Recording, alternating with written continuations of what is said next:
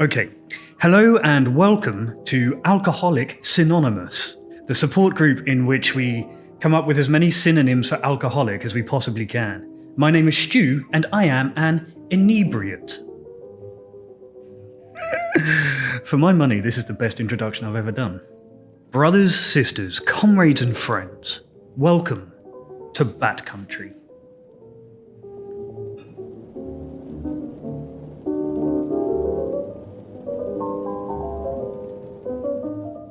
Oh God. Look. I've just started. You've been asleep for the last 2 hours. As soon as I start filming, you want to come and be famous on the television. Okay, so by now, it should be no secret that I have a difficult relationship with AA. And I'll just clarify my position just before we continue. But I love AA. I'm a big advocate. I just don't go myself anymore. I recommend it to anybody in early sobriety. It is the place that you need to go. It's the only show in town. And it's a room full of sober people. That alone is worth the price of admission. The problem is the price of admission is things like holding hands in public with strangers, in church basements, some strongly Christian overtones, a lot of Godspeak, that kind of thing. Some very outdated language, particularly regarding women, lack of scientific grounding, blah, blah, blah. So in the end, I attended regularly for a long time and then I stopped. We kind of grew apart, you know? Relationships do that sometimes, especially ones based on alcohol. I evolved away, developed a different system, follow a different path now. So I have a lot of criticisms of AA. But one of the things that I really love about it is something that even massive advocates of AA criticize.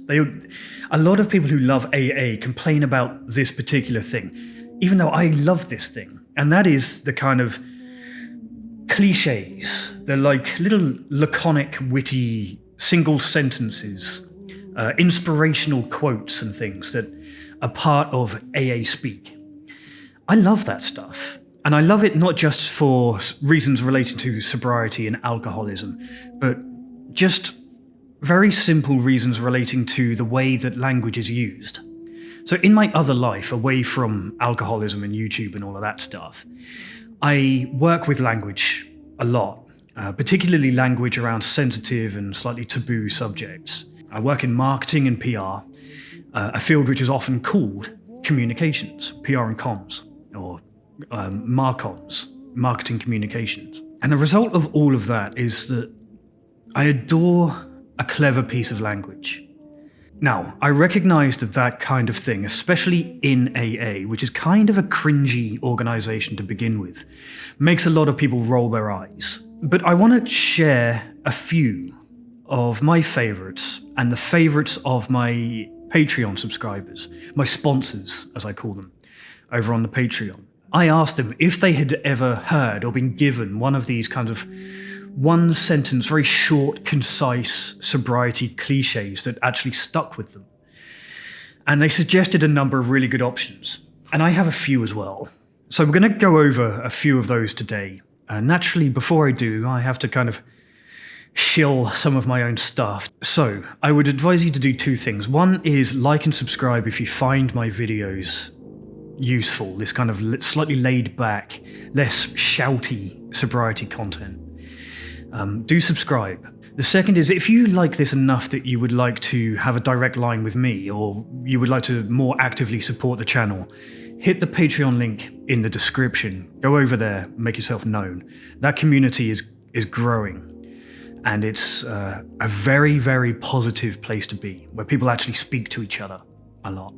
And finally, go and check out thesober.shop. This is a new kind of sobriety initiative in which if you want to, for example, wear your sobriety, wear your recovery, let people know that you're proud of your own success, you can find some stuff there that might be of interest. So, we'll start with a collection of little sobriety idioms and laconic little phrases that I find effective. It's not everything. I think that I would love you to leave yours in the comments. If yours isn't mentioned here, let's build a bank of these things in the comments and use it as a resource for motivation. So first up, Paul from Patreon says, insanity is doing the same thing over and over and expecting different results. It's very true. And it speaks to the kind of cycle of behavior that we get trapped in alcoholism, is of falling into a pattern of repeating the same destructive and negative behaviors, even though we don't want to. Nothing changes if nothing changes, you know? Tony Hancock over on Patreon, he suggests, you can't get drunk if you don't drink. And he said that a wise man once said that. That wise man was me. That was in a YouTube short that I did a while ago where I added, stop putting the stuff in your dumb fucking mouth. Thank you, Tony, for quoting me. This feels very self-serving to put in my own video, but he makes the great point that you can be mindful. I'm going to quote him directly. You can be mindful till the cows come home, but what it boils down to is that you have to stop drinking. And I thoroughly agree, and I think it frankly is a very common sense approach to defeating alcoholism. Gary suggests it's the first drink that gets you drunk. Another profoundly true one, which really highlights why I love this stuff, is because it's so clearly true, so demonstrably true what that means. All of my worst relapses, even if it was the 6-month one, or a 2-week one, or a 3-day one, it's the first one that gets me wrecked. Even if I'm not drunk off the back of that one, that's the one that opens the floodgates. After that one single drink, all bets are off. And without exception, that one drink leads me back to hospital. It's always the first drink that's the most dangerous. Don't have one. Brenda suggests 1 day at a time as being a particularly effective line from 12-step groups. And that one is very powerful to me too. I'm no longer wearing it. My necklace snapped while I was out and I lost my own 1 day at a time talisman. I have more coming in. That 1 day at a time is very literally how I got sober. It is eminently true. In fact, in the first couple of weeks, it's not just 1 day at a time, but 1 moment at a time, is contemplating and working hard on your sobriety. Keeps the alcohol away. Oh, I just thought of a new one. No, I didn't. I was going to say, at a time 1 day keeps alcohol at bay? Fuck off, that's awful. Forget I said anything. Sew my mouth shut.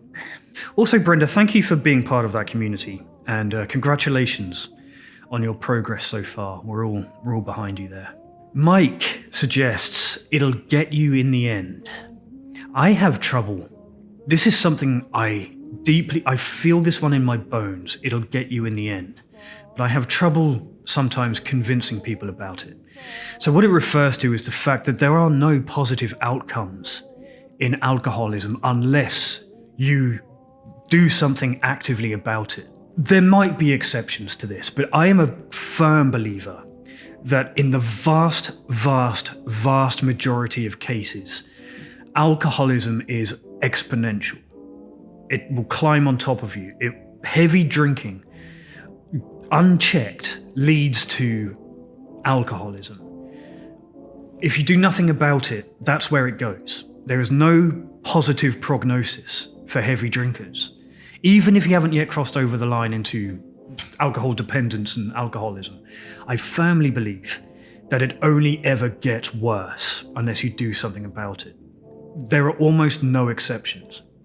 Just to give you an example of the kind of exceptions some people I occasionally meet when I tell people that this is a firm belief of mine, is they might point to Lemmy of Motorhead as being a hard-drinking kind of alcoholic most of his life, with no real negative exceptions, like it didn't get worse for him. It just kind of plateaued for most of his life. And I reject that example. I think that for Lemmy, it did impact his creative output. I think that I love Motorhead, I love Lemmy, I love what he brought to bass playing, which is a kind of innovative way to play the bass. The thing is, Lemmy, I love him, please don't be angry at me for saying this, no one's going to say he was the best and most technical bass player in the world. He wasn't that good. He was just his style was very innovative. And if it wasn't for that, if it wasn't for the fact that he was a musician with a profile, even Lemmy would be the kind of guy in the corner of a dingy old British country pub that no one wanted to talk to. He was that kind of alcoholic, except he was very famous and had access to resources to manage his health, I'm sure, and that kind of thing. So I reject the idea that there are exceptions. Like any exception that you can give to me, even my own personal hero, Christopher Hitchens, ultimately died of throat cancer, which I think is probably linked to his lifestyle. It gets everybody. It does. I would like to argue about this with you. If you can think of a good exception, I will fight you about it. I'm open to have my mind changed. But it will get you in the end. Okay. Debbie, over on Patreon, references the Serenity Prayer. That is the cornerstone of AA. And I love it too. Maybe for slightly different reasons. Okay, so the most widely known version of the Serenity Prayer is the one in AA. And it says, God, grant... You want to join in?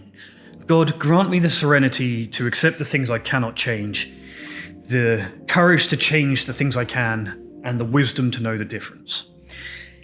Most of the places I've heard it, the word God is removed from the first sentence. And I think it's beautiful. It is an incredibly well-balanced piece of language, beautifully actually written. A beautiful piece of writing. Okay, it was written by Reinhold Niebuhr, an American theologian in the early 30s. And he used it himself in sermons. It's a very unambiguously religious piece of language. But you can trace a direct line from the Serenity Prayer back to ancient Stoicism. That's where the Serenity Prayer finds its roots.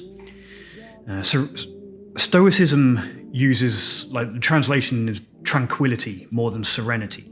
But apart from that, you can find the kernel, the original Serenity Prayer from 2,200-year-old Stoic writing.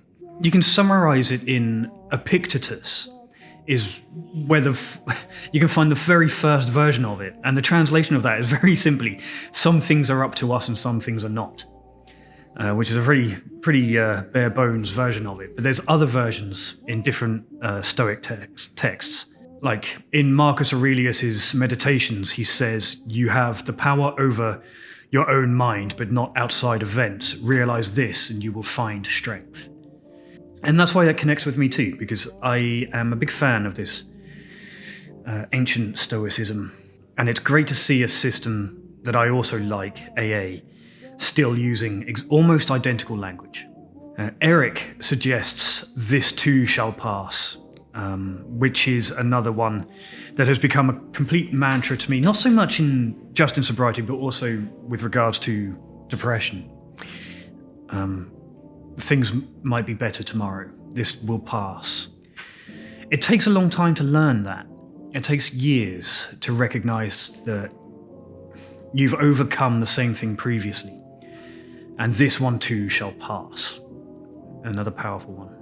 He also adds to this one, nothing is so bad that a drink can't make it worse. Oh, God, that's so true.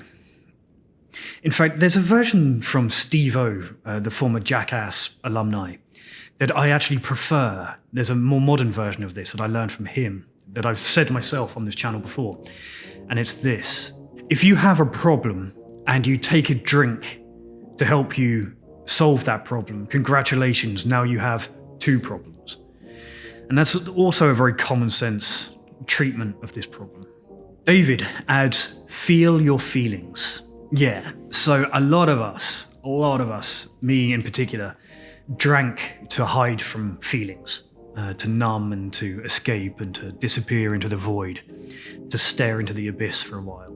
And David adds that this idea of learning to just be okay with feeling feelings is very much part of the emotional sobriety That's a major challenge for a lot of us, especially because a lot of us arrive in sobriety and recovery with no existing tools to deal with emotional problems. We're all kind of dumb when we arrive. Feel your feelings is a really good one. Friend of the channel, Giles, says, never quit quitting. Damn right. I'm just going to quote Giles here instead of adding my own commentary. He says, I love this one because it reinforces the need for daily vigilance, and it also implies you may have to find the reserve to start again should you relapse, which, let's be honest, we all have. Never quit quitting. That's it. It's a daily grind. And Eric goes on to add, I'm just reading the thread here. Go and read it for yourself if you need to, but I'm going to just quote Eric as well, who makes the excellent point. As someone who has relapsed over a dozen times in the past couple of years, I've heard it said that we don't fail unless we give up completely. Made me a bit emotional to read that. Unexpected. Holly adds one that resonates, I think, with a lot of us. Not a lot of us. Some people roll their eyes at this one, not me. This one is, alcoholism is giving up everything for one thing. Recovery is giving up one thing for everything. And a lot of people in the comments there agree. That was humbling to me to hear that one. I heard that one in my first AA group. And that one was pretty powerful. A related one for me that was equally powerful was sobriety gave me everything alcohol promised me. Just to add my own there. Mandy suggests play the tape forward. Again, I find what this means, if you're not familiar with this one, is if you have the urge to pick up a bottle or take a drink, just the moment before you do, allow yourself to be honest and consider where that drink is going to go, because you've done it before. You know the future in this one. You are a prophet of your own destiny when it comes to alcohol, because you've done it before and you know exactly where it's going to lead. So play the tape forward. See where it's going to end rather than where it's going to start. And the interesting thing about this one is this is another one taken directly from Stoicism. I keep returning to it and emphasizing how important it's been for me in my own understanding of sobriety. But playing the tape forward is a form of what we've come to call negative visualization. Also a technique of CBT, legitimately cognitive behavioral therapy. And that is taking the time to think actively about the negative consequences or possibilities of our actions. And Giles again adds that there's a trick, a cognitive trick that alcoholics play on ourselves, or rather our brains play on us, in which we try to convince ourselves that we've had a long period of sobriety, which means we have it under control, and this time if we pick up a drink, it will be different. We have to get good at convincing ourselves, at persuading ourselves that it won't be different this time. Not only will it not be different, it will be worse, because it always is. And then Laurie finally suggests, the bottom is found when you stop digging. Couldn't say it better myself. That's a fantastically powerful one. Not everybody's rock bottom has to be a prison cell in Kazakhstan like mine. Your bottom is when you stop digging, when you stop making it worse for yourself. And luckily for us, I believe that bottom is where you build the foundation of your sobriety. Once you've found that firmament, once you've found that solid foundation on which you can build, you'll be in a good position. I will add one that popped up in my YouTube comments the other day. This one is super cheesy, but I loved it immediately. It had a big visceral effect on me, and it was this. Alcohol gives you wings, but then it takes away the sky. And I find that kind of poetic and big conceptual visual metaphor to be very, very powerful. It makes you think you have the tools you need to flourish, but then takes away the entire framework in which you can flourish. And that's a powerful visual metaphor for me. So, what did we miss? Add your own. There are millions and I love them all. So, if you have one that sticks in your mind, if there's one that's had a really profound effect on you, it's likely that it can have a profound effect on somebody else. So share it in the comments below. Anything that you found genuinely useful. And that's roughly it for today. If you would like to support the channel a little bit more actively and get involved in the kind of community that we're building, go and be a part of the Patreon. The link is in the description.